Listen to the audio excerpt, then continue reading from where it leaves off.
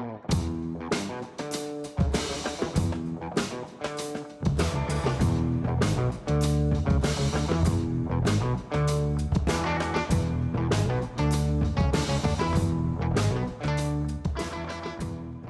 guys, to today's podcast. We're super excited. This is our second podcast, so super stoked. We're going to be talking Turning Point. We're going to be talking everything. Once again, I'm Jackson, and here I have my co-host. I'm Abe. Yeah. I'm the co-host. We're kind of just super excited to get started again. We feel like the first podcast went super well, and so we're fiending for some more, ready to get started on a second round. Yeah, it's time. Yeah. So we have a special guest today. We have Emma. Why don't you introduce yourself? Yeah, I'm Emma. I'm a freshman here at BYU. I've been with Turning Point for about 4 months now, so not very long. I'm studying communications. I'm super excited to be here. Pumped. Well, we're excited to have you. Thank you so much for being here. So just kind of talking about it, we're excited for our event tonight. I know Abe has been putting in the work for tonight's event. It's been a grind. Like Jackson was saying, we're excited for our event tonight. Yeah. I don't know if this is going to come out before, but we're super excited for it. We're just going to have the chance to listen to a bunch of panelists speak, some local politicians like the mayor of Provo, some representatives here in the state, and our Congressman Mike Kennedy. So it's going to be super sick. We're going to have events like this all the time. So just come to our events, man. I don't know. It's going to be a good time. They're always super great opportunities to learn and to grow and to hold our leaders accountable. So I know. I was actually talking to Emma about this on the way here. There's not, at least for me as a student and a person, there's not a lot of opportunities for local politics, like that interaction. Right. Especially as a student, I don't know where to turn, what to listen to, how to know. So that's something we were talking in the future would be cool to talk more local politics. I don't know. It's a great opportunity. And then every week we're tabling. So please come. Find us on our Instagram. That'll be great. Anyway, so we're talking Turning Point today. I think there's a lot of confusion, what we are, who we are, what we stand for.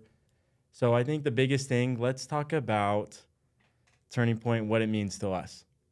I think we all have a different background why we joined Turning Point. So why don't we start with Emma?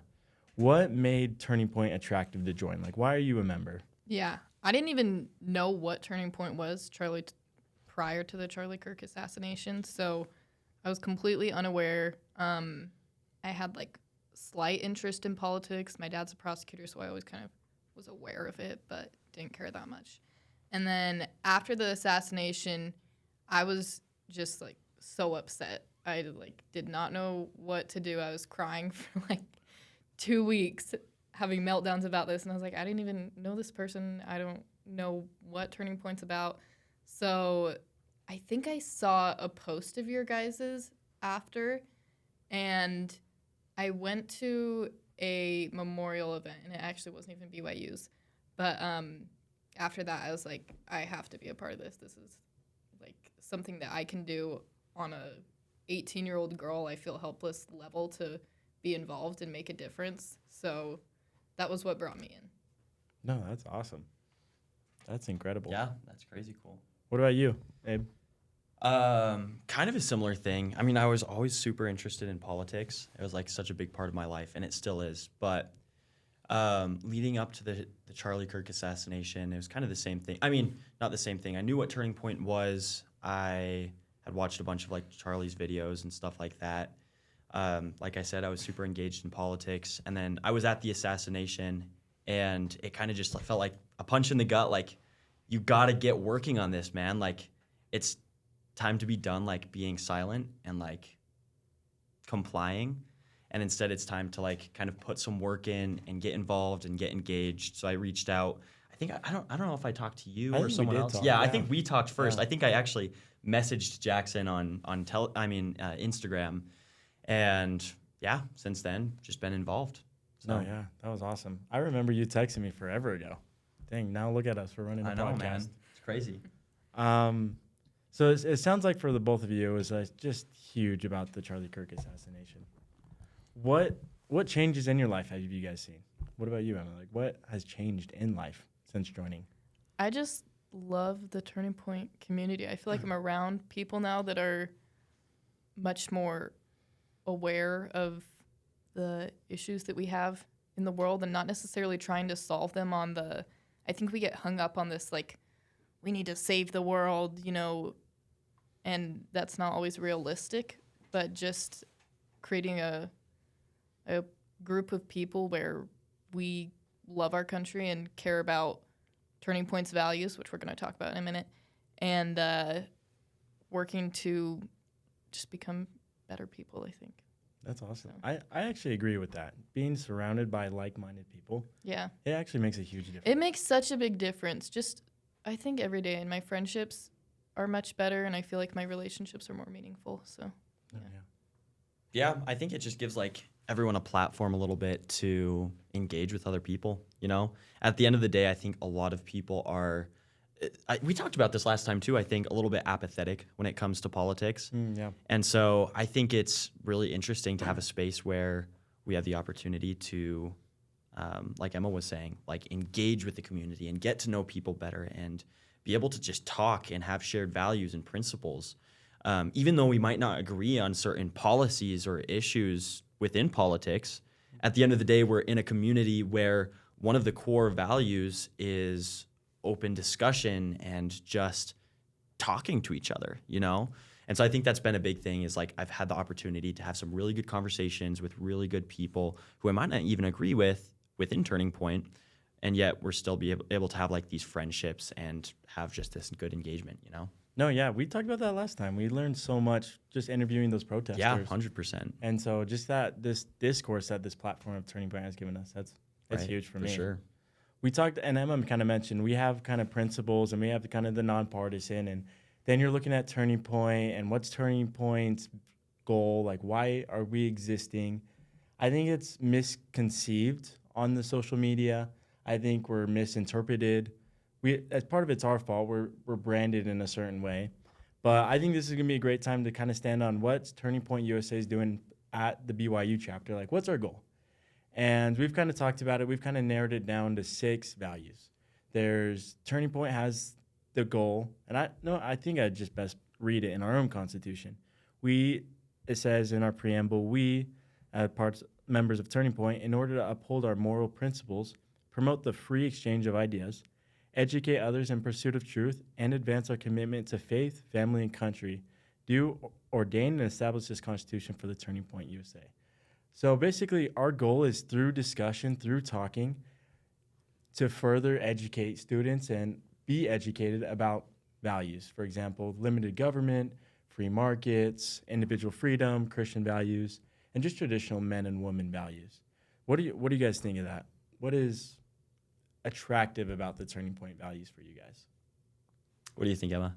I love the traditional men and women values aspect because I feel like as society right now, we're just telling all our young men and women to do the opposite of what we're supposed to do. And, the white male is the most hated person in America right now solely because he's the most dominant in our population, and somehow that's wrong.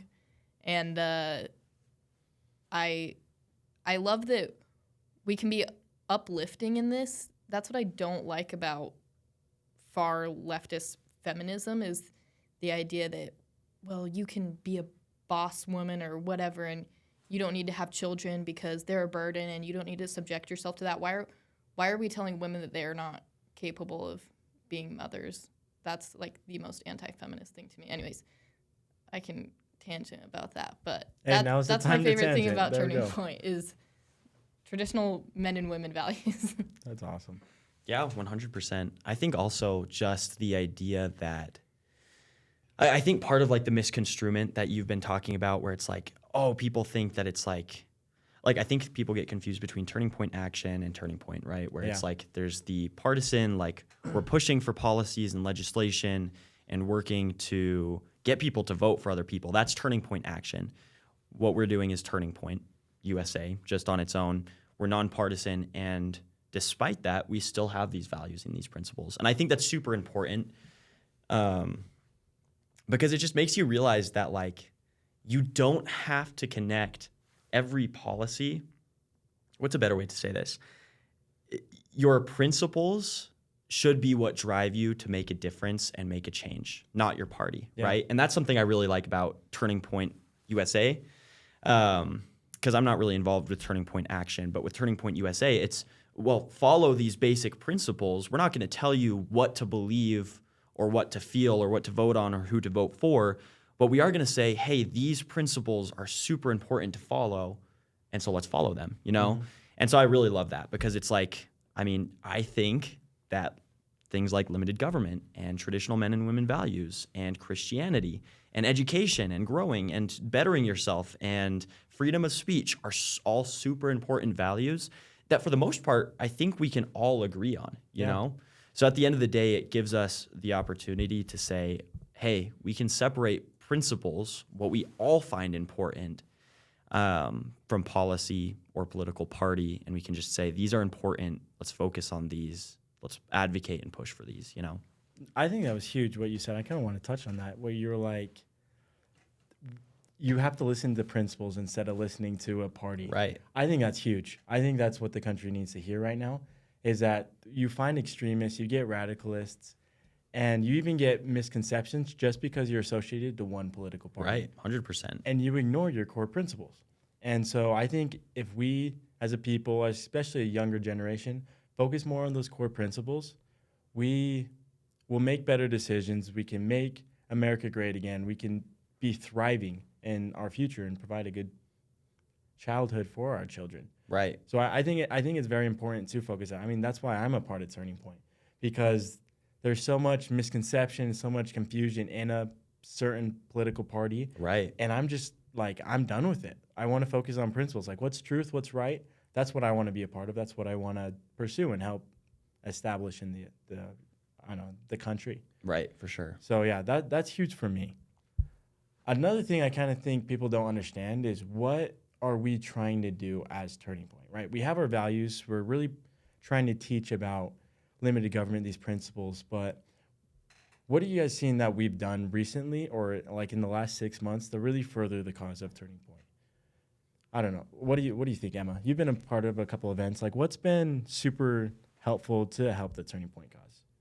I think the biggest thing is just having open discussion. Like, that's what we do with our tabling and at our event tonight, is just seeking knowledge and sharing with others about our values and creating a space where we can argue. You know, we can have conflict without contention, and that's something that doesn't happen in politics anymore whatsoever. Yeah. So I think just establishing skills to have conversation and not escalate it into something insane. Yeah. And you're there usually in table once a week. When we're there, you're usually there. What is the overall reaction of people, of students that are not members when we table?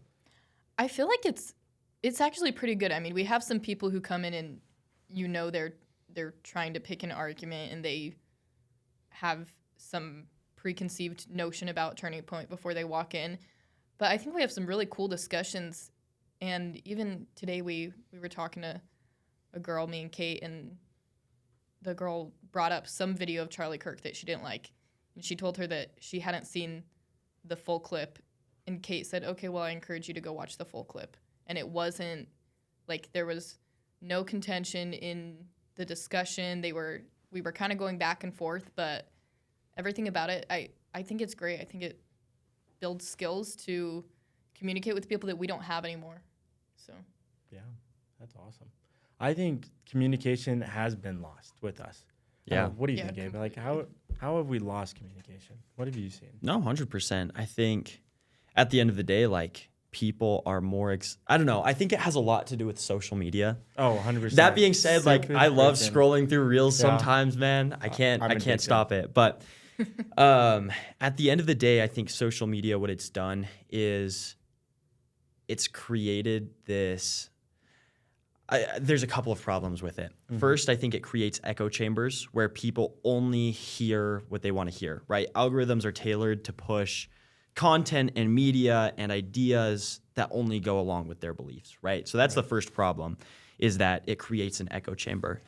The other problem is that people will say, oh, I'm using social media, but there's nothing social about social media anymore, right? Maybe in the beginning, Yeah. but like at the end of the day, like no one really gets onto Instagram to like, oh, like I'm going to go message my friends or see what they're up to right now. It's Right. like, I'm going to go doom scroll and watch some brain rot on my phone, right? That's Which is different, pretty you know? true, yeah. So they've taken the social out of media and it's just media at this point. And so what that means is people first, when they are seeing different opinions, I mean, they're just not seeing other opinions, right? Because they're in this echo chamber where they're just hearing the things they want to hear over and over and over and over again. And then on the other hand, they're just having less social interaction in the first place. So what that does is you have people who are even more radicalized because they haven't even heard other people's ideas or opinions. And then add on top of that the fact that like these people who haven't heard anyone else's opinions Yeah. also haven't talked to really anyone On that side. or those in general, beliefs, just yeah. like have less human interaction, then it creates a communication problem, like you're Right. saying, which results in people not knowing how to communicate their feelings or their principles or their ideas correctly without getting offended or hurt or offending or hurting, you Right. know? No, I've never heard that. That's actually probably the best take I've heard from Abe, is that they've taken the social out of social media. That's actually really good. I actually really like that. And I think that what we're doing as Turning Point members, as Turning Point USA, is really trying to get more social and less media. Yeah, 100%. I think that we have too much of these misconceptions, these Right. lack of communications through the echo chambers. So I think that's spot on what we're trying to do. And we're trying to do it through discourse, obviously, but about certain principles, right? We want to promote the individual freedom of everybody. Right. Everybody's free. Everybody that's a U.S. Human rights, everybody should be free, and there's unalienable rights. That's no doubt. But especially in the United States and as citizens of it, we're really trying to protect those specific rights, the pursuit of happiness, the life, the liberty. And that's something that, at least for me, Turning Point does a really good job at advocating, is that we have these rights and we, as a people, have to discourse, we have to talk in order to protect them. Right. And if we don't do that, if we stop talking, then we're not going to be able to 100%. protect those. And what about you, Jackson? You asked us like what principles and why, like the principles of Turning Point and why they're important to us. What about you? Oh, that's a good one. I would say free markets. And here's why. There we go. I'm a huge advocate for capitalism. I think it is I'm gonna dap you up for that one. the most moral system we have created in the history of the world that protects the right of the people.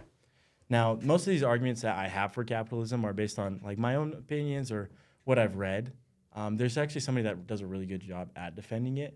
Her name's Ayn Rand. I don't know if you've heard of it. Atlas Shrugged is one Yeah. of my favorite books. She does such a good job in one of her books and a bunch of arguments defending capitalism. And one of them is that men and women are endowed with this property, or they're endowed with this right for freedom and to enjoy life, Right. and property, and to have this beautiful, happy life. And capitalism rewards people who are seeking that. They reward people who give value to others through creating something. So it gives value to the creators in order for them to have happiness. Now, we don't live in a socialist community, so that means we can go enjoy the privileges of bowling, Right. whether it is, or other entertainments. I think that's awesome. Whereas in a socialist community, in a country, those rights are restricted and you have to give all your money to the government and they disperse evenly. Like, I love the fact that we have the freedom in capitalism, to have these rights, to have this entertainment, to have this happy life, that one day I can live with my family and be happy with them and know that I created that through my works and my intelligence and my life. So that's something I'm super glad that Turning Point supports. That's why I'm a part, and that I have this platform to defend it. I think that's something huge and would be missed out. Free markets are the way, man. Free I markets- love that answer. free markets are As the a way. business owner, I approve of that message, man. Capitalism is the way. American dream, baby. There we go. I think it's super interesting too with free markets. Like, not even arguably, he's like the greatest economist of our time. Not even our time, like he's been dead for a while. But Milton Friedman, Yeah. I love his philosophy on economics. It's super, super interesting. At the end of the day, like capitalism is just the way to go. Any problems that we see as far as like capitalism being taken advantage of, most of the time they actually come as a result of more restriction from the government as opposed to less, you know? So I think that's super interesting. But I'm a fan of free markets, man. Capitalism is the way. And the problem is, though, what I've seen is there's not a lot of discussion, or students don't have arguments for capitalism. Right. And so they're looking at social media and they're looking at it and it's, wow, I don't know how to defend socialism or capitalism because everybody's targeting it. And that's what we're trying to do. We're trying to give logical arguments to those kids who believe in capitalism but have no way to defend it. Right. And hopefully we can persuade others who disagree. Yeah. And I think it's super interesting because, like, I don't think people really think of the arguments, but like the United States in general is just a case study of like capitalism. Oh, yeah. It's like I mean, there are a lot more restrictions now, but the most free market economy in the world. And it is what resulted in what we have today. You know, any of the issues that we face as far as like the economy and stuff like that, for the most part, comes from more restriction and less free markets. So are you a fan of free markets, Emma? Yes. Let's go. Oh, that was a trick question. I thought she was going to say no. She might have said no. I'm anti-capitalism, anti-America. No. Dang it. I think it's super interesting too because like at the end of the day, a lot of the problems we run into in our country can be resolved with better free markets. Like healthcare is one that like people say a lot of the time, like, oh, we should have like universal healthcare or whatever, or we should like have more restrictions on companies and stuff like that. But at the end of the day, like what caused a lot of the problems that we face in healthcare, for example, here in the United States, came as a result of the government, like essentially government created unnatural monopolies, right? At the end of the day, it wasn't capitalism or the free market that created those monopolies in healthcare. It was the government that created restrictions to make it harder for new pharmaceutical or medical companies to exist. I don't know. Little tangent, but Yeah, do you have any thoughts on that, Emma? I mean, there's so much going on with our healthcare that needs to be fixed. I think we need like a Noah's Ark of our healthcare. But I completely agree. It's not because of capitalism. It's because of government issues. So yeah, the solution is never socialism. Right, or even like anti-capitalism. Like that's never the answer. It's always, it's got to be stronger belief in it. And then that comes in with the other part of Turning Point where it's limited government. Right. Like we have so much restriction on as a person that we're losing some of our rights and we're forfeiting some of those rights to an extent that it seems to me over excessive. So I think Turning Point does a good job for me. And this is kind of the future, and I'll ask you guys this, what you guys think about this. Is what would you imagine Turning Point's influence on BYU students or students in this area in the future? Like, what is the goal, or what do you hope Turning Point does to influence the lives of us or individual students? For me, I hope that I can be able to arm men and women, but especially men because I'm a guy. I want to help other guys. I want to arm men to be very traditional, to be focused on raising families, being strong in Christ, believing in God, and being knowledgeable and logical in these arguments for limited government, individual freedom, and free markets. Right. Like if we can arm and almost give these tools to students to be able to defend capitalism, to take away some of the power of the federal government and give back more to the states or give more liberty to individuals, I think that we will see a radical change in the United States. Yeah. Overall, life will be better. Overall, men are going to be able to form good families and raise good children. And it all starts with the family. So if we can arm these men, we can arm the Provo boys with these knowledge, with these truths, I think we can see a change. So that's kind of that's my long-term goal, is that arming people with truth and true values and the knowledge to defend them, we're going to see such a change. I don't know, Emma, what do you think?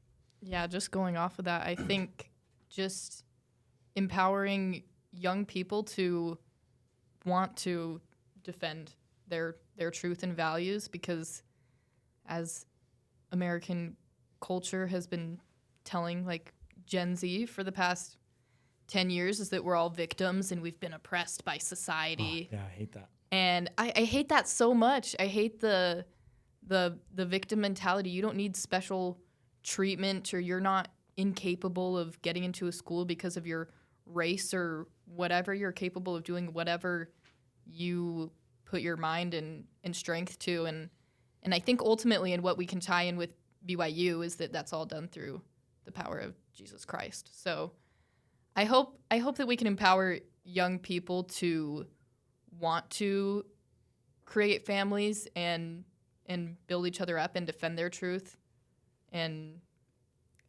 just not be assuming that we're victims anymore, because we're not. No, yeah, I agree. Yeah, 100%. I just think it can be like I agree with what you guys are saying. I think it could be summed up at like there's like an epidemic of nonchalance in our generation. I feel like, but like I'm victim, so I'm nonchalant. Like sometimes like we just want to like be nonchalant and just aura farm. But at the end of the day, that's not what we shouldn't do, man. Like we should be chalant. We should care. Yeah. We should give a crap about what's happening in our country and what's happening as far as like the principles. And I just love what you said, Emma, as well about like we can center it on Jesus Christ, right? Like I think a lot of BYU students too, like I see this all the time. I hear this so much when I talk to people about politics I just think that we should kind of just leave it alone. I don't really have any interest in politics. I don't really care because like I just want to be Christ-like, right? And one, it's super great to be Christ-like. That is like the best thing you could possibly do is to be Christ-like. But Christ was never apathetic, right? At the end of the day, he didn't just say, oh, there's all of these problems going on in the world and in my country or whatever. I'm just going to ignore them and focus on like being me, right? His whole focus and purpose was to make the world a better place, right? And that starts on an individual level with every single one of us deciding that we are going to care, that we're going to be chalant, so to speak, right? About little things, even like politics, not care in the sense that we have to scream our opinions from the rafters and just like shove our opinions in everyone's faces, but care enough to understand what's going on in our country and to understand the framework for your beliefs and not just believe talking points, but really understand the why behind the things that you believe and the things you say, Yeah. And going back to what you said, not sticking to that one political party. Right. Like, just learn the truths. 100%. Learn the principles. Be armed with that. And I think Turning Point does a great job at that, and that's what we hope to do. I almost feel like Alexander Hamilton and part of the whole process of making the Constitution. Because they were arguing for these rights. They were arguing to protect the rights of the citizens. But they understood that as a nation, we needed to be united as a union. And they gave arguments for it, and they gave logical analogies, and they defended it, and they broke it down for the common man. That's what I hope to do. And that's what I hope as Turning Point, we can do that, to do exactly what you guys are saying. Fix the Gen Z victim mindset. Fix the passive politicians we are, passive voting, passive actions in politics that we're doing. Right. So I think that whole I don't want to get involved. I'm just going to be Christ-like. That's too contentious for me, whatever. I think that's kind of against our commandments as Christians anyways, like cease to be idle, right? Right. Don't just sit back and watch it all crash and burn. Like you don't have to be the president of the United States or be trying to save the world, but do your part. Right. And that part is having that discussion, being educated, going to local politics and voting correctly and participating. So I agree. Don't be idle and be more Christian and be more Christ-like. Anyway, I think that pretty much sums up. That's a pretty good message, if I say so myself. That's what we wanted to talk about. Do you guys have any final thoughts before we leave these people be? Just get involved, guys. Like, even if it's little things. I like what Jaxon was saying. Just, like, educate yourself, Like, I don't know. Just take some time to it doesn't take much time at all to, like, open up a couple of news articles or read a little bit of like the actual law behind things. It's just like, it's so easy. It takes like 10, 15 minutes to just like read a little bit. Like you can sacrifice 10 minutes of doom scrolling time. I know it's hard. I have a hard time giving it up too. Me too. But like you can sacrifice 5 minutes even, just like we should do with our scriptures, you know? We should sacrifice some time for that. But it's the same principle, like take some time to inform yourself, to understand the world, to have a basis for your beliefs. Sweet. That's it. I love that. Emma? Yeah, I think that's it. Open up your scriptures and then open up the Federalist Papers. Yeah. There we And go. you're golden. That's a combo. That's a good combo right there. I think I'm just going to leave with kind of the idea that Alexander Hamilton wrote in the very first Federalist paper that he wrote.